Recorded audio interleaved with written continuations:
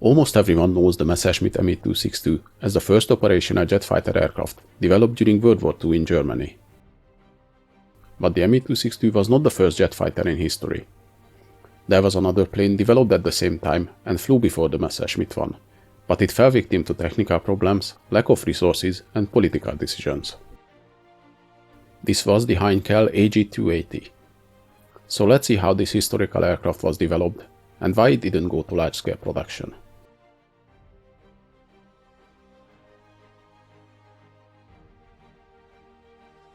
Let's first take a look how the jet engine development gained momentum between the two world wars, and what led to the development of the jet fighter aircrafts. The limited efficiency of the propeller was a concern for engineers well before World War II, and that meant the propeller-driven planes will reach their limits fairly soon. The experiments with jet engines started back in the 1920s, though the propeller-driven planes were getting faster and better all the way until the end of World War II. While in a modern real jet engine the compressor is driven by the engine itself, in the early prototype jets the compressor was driven by a separate piston engine. These hybrid engines were called motorjets. A good example of these early hybrid experiments is the Caproni Campini N1, which started development in 1934.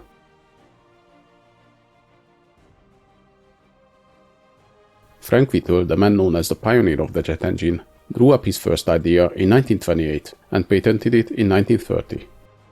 About the same time, when Frank Whittle was working on his turbojet engine in Britain, there were similar experiments in Germany by Hans von Ohain. He was working on his jet engine project through the 1930s and finished the first test run in September 1937, just a few weeks after Whittle's engine. Ohain's engine followed a centrifugal design, contrary to the later Junkers Jumo and BMW jets, which were axial designs. The centrifugal design allowed for an overall smaller engine, but the output of them were below the expectations. In 1936, Ohain had a meeting with Heinkel engineers after approaching the company with his plans, and managed to convince them that with enough resources, the engine can be refined and used in mass production. So from April 1936, Ohain started working for Heinkel to develop his jet engine design further. A version of his engine powered the world's first jet aircraft, the Heinkel AG-178, in August 1939, just a few weeks before the invasion of Poland. Encouraged by the successful test, the Germans started working on the idea of an advanced combat aircraft powered by jet engines. Though the Heinkel jet flight was a milestone in aviation, it didn't spark much interest in the RLM. As later turned out, the ministry already started their own jet project. A big part in this negativity towards Heinkel's work came from his differences with some high-ranking Nazis, and because he often criticized the regime.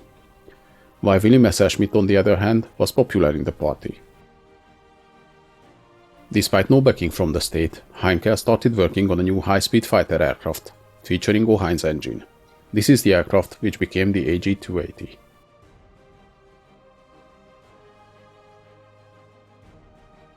The design team under the lead of Robert Lasser, who was a co-designer of the famous Bf-109, set to work in late 1939, and they made good use of the data and experience gathered with the AG-178, though the design of that plane was not developed further. It was a good proof of concept for jet propulsion, but it was not suitable for a high-speed fighter plane. The design of the new aircraft was similar to the Me-262 in a sense that it mounted the engines under the wings, but the design itself was fairly conventional, featuring straight semi-elliptical wings and a twin tail. Later the V8 prototype was tested with a very unique V-shaped tail design. The AG-280 featured a tricycle landing gear from the beginning, which initially met some resistance, as many thought this kind of landing gear is too fragile for the airfields. But as it turned out, they were wrong.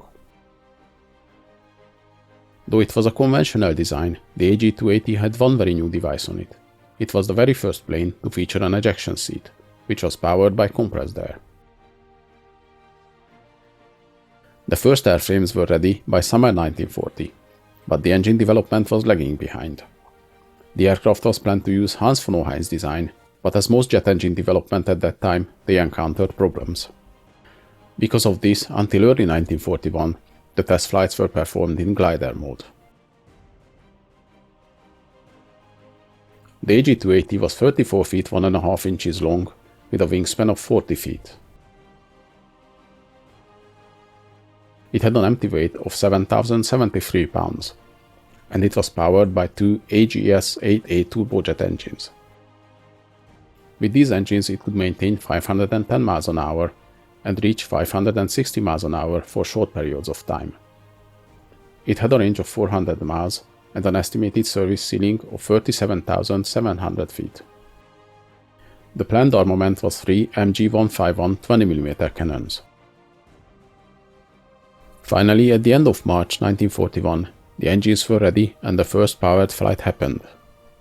This flight made the AG-280 the first jet fighter aircraft in the world, as the Me-262 only performed its first jet-powered flight in July 1942. The plane handled well, and the prototypes had several test flights in the coming year. But the engines were still troublesome and not powerful enough. In January 1943, one of the prototypes was tested to use fast jet engines from the WWII rockets.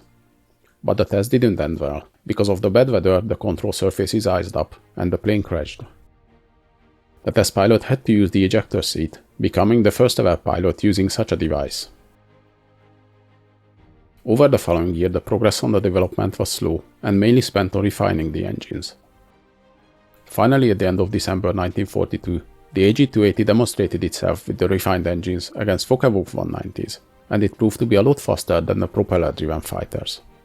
The RLM after this demonstration finally showed some interest in the fighter and placed an order for 20 pre-production aircraft.